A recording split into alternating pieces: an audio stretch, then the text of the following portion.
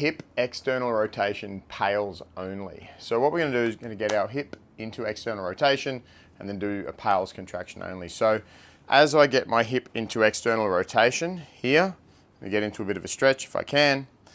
I'm now in my external rotation. This isn't necessarily the setup you're going to do, but just showing you the PAILs contraction is always the side of the joint or the hip that I'm working on, the side that was getting bigger. So in this case, as I rotate, the outside is getting lengthened, so my glutes, the outside. This is the regressive, this is the progressive, so this is the PAILs side. So for an external rotation PAILs, all you have to do literally is externally rotate, get the foot against something so it won't move, and do our isometric contraction. I could literally do it from this position. All I'm going to do here is I'm going to get a nice solid base, and I'm going to try to rotate my leg back around this way. Obviously it's not going to happen because my foot's going to hit the floor. So this will be one setup that you can use for a PAILs contraction. What you probably want to do is you want to be able to get into your fully sort of stretched position.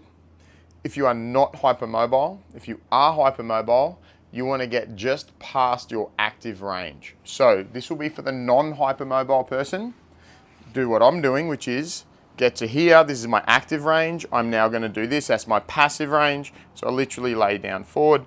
This is the end of my passive range. I can't stretch any further. So here, now I'm just going to start rotating that way. Now, if you're hypermobile, slightly different, what I want you to do is get to the end of your active range and then just lean forward. And now you're at the end of your active range. Make sure you hold still here as you start rotating back this way. The objective for the PAILs is this is for your connective tissue. We just want to accumulate 2 minutes worth of work. So if you sit here and start ramping, doing your PAILs contraction, so driving the foot into the floor, you're only going to do this fairly light. You're going to do this at about probably 30 to 40%. If you can hold that intensity for 30 to 40% for 2 minutes, then that's what you're doing. The first few times you probably won't do that because you're using tissue that's going to be fairly weak because it hasn't been used there before. It'll fatigue fairly quick. You might get to 20, 30, 40 seconds and you'll feel the force that you're generating drop off. That's the end of that. So if that takes you, say, 30 seconds, then just relax, chill. When you're ready to go again, might be another 20 seconds, go again. You want to accumulate about 2 minutes worth of work. So if that means 30 seconds at a time, you're going to do 4 reps. If you can do it for a full 2 minutes, then do it like that. So this is one setup. Another setup that you can do is lay down on the floor, externally rotate. Once again, if you're hypermobile, just get to there and go. If you're not, get to there and then get into your passive range and go here. There's another way that you can do it if you like, which is you can do it on sort of all fours. So this leg here, I'll externally rotate, lift up my other leg, drop it behind, and then come into a bigger stretch.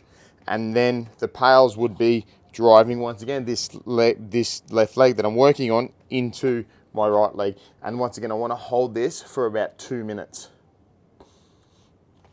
The objective also is by the end of the 2 minutes, you've gotten to failure. We want to get to the end of 2 minutes to failure. That doesn't mean you can't use the tissue at all anymore, but what it does mean is that you can't use that intensity anymore, so the intensity drops off. So that's your PAILs only.